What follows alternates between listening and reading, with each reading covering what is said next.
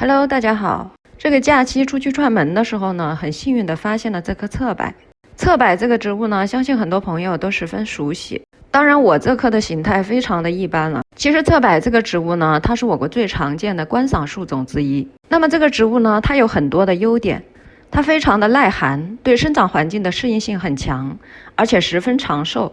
它树形整齐又挺拔，虽然树龄高远，却依旧能够保持勃勃生机，寓意着长寿、高尚和不朽，所以它呢也深得人们的喜爱。那么在很多北方朋友的眼里呢，我相信侧柏的外形一定是苍劲而伟岸的，但是在南方酷热的气候下呢，它并不能很好的适应。那么我们现在拍摄的这一棵呢，它看起来比较纤弱细小，不过呢，植物的基本外观形态还是具备的。侧柏这个植物呢，它是一种乔木，所以它可以长得很高，可以达到20米以上。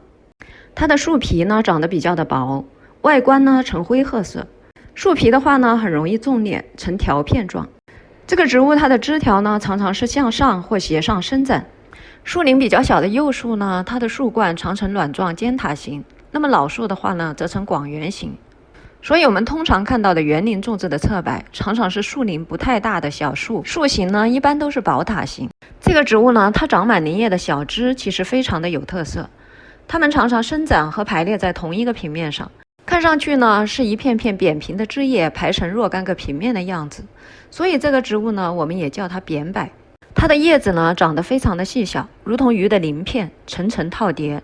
两侧的小叶片呢，外形如同个小船。那么小枝中央部分露出的叶呢，则呈现倒卵状菱形或是斜方形。很可惜，我们拍到了它的果实，没有拍到它的花。其实侧柏这个植物呢，它的雌花和雄花是生长在同一株植物上。那么也就是说呢，它是雌雄同株，它的花呢常常是球形，单生于枝顶。现在视频里我们看到的蓝绿色的球状物是它的果实，它的果实呢近球形，外背白粉。那么我们在视频里看到的，它这个球果表面突出的如同犄角一样的东西呢，就是它的种鳞。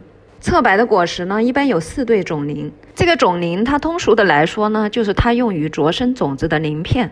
侧柏这个植物干燥的枝梢和叶呢，就是中药侧柏叶，它是一味沿用历史非常悠久的中药材。那么在中药学这门学科里呢，它被归类为止血药。侧柏叶这位中药材呢，它是我国药典收载的中药材品种之一，它味苦涩性寒，具有凉血止血、化痰止咳、乌发生发的作用。这一味药材呢，它最重要的功效是止血。在止血这个功效方面呢，侧柏叶的特点是它不仅味苦，具有寒凉之性，又兼具涩味，能够收敛。所以呢，它不仅能够凉血止血，可以应用于血热之出血症，又兼能收敛，可以用于多种出血而无明显淤血者。那么在配伍的时候呢，考虑到它凉血止血的主要特点，常常会配伍一些清热凉血药协同增效，比如说生地、玄参等等。那么在应用于止血这个功效的时候呢，侧柏叶常常需要炮制，经过炒炭后使用。中医的炒炭呢，要注意不能简单的理解为把它炒成黑炭，而是要炒炭纯性，千万不可使之碳化，更不能灰化。那么未碳化的部位呢，仍然应该保存药物固有的气味，比如说侧柏叶。那么它炒炭以后呢，应该仍然可以分辨出药材的原有形态。炒炭呢，只是用无火令其表面碳化，内部应该为焦黄色。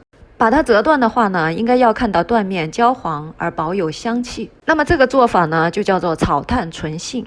通过炒炭以后呢，侧柏的苦寒之性趋于缓和，但是纯性呢，又令其保有寒凉之性，不致消失。同时呢，通过炒炭，侧柏的止血功效也得到了保留和提升。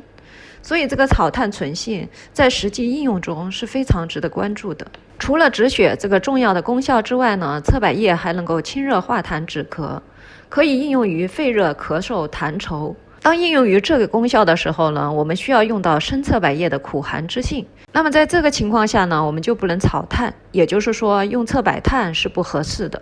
在应用于这个功效的时候呢，我们常常会配伍一些化痰止咳利咽的中药材，比如说杏仁、桔梗等等。除了上述的2个功效呢，侧柏叶还具有清热凉血生发的作用。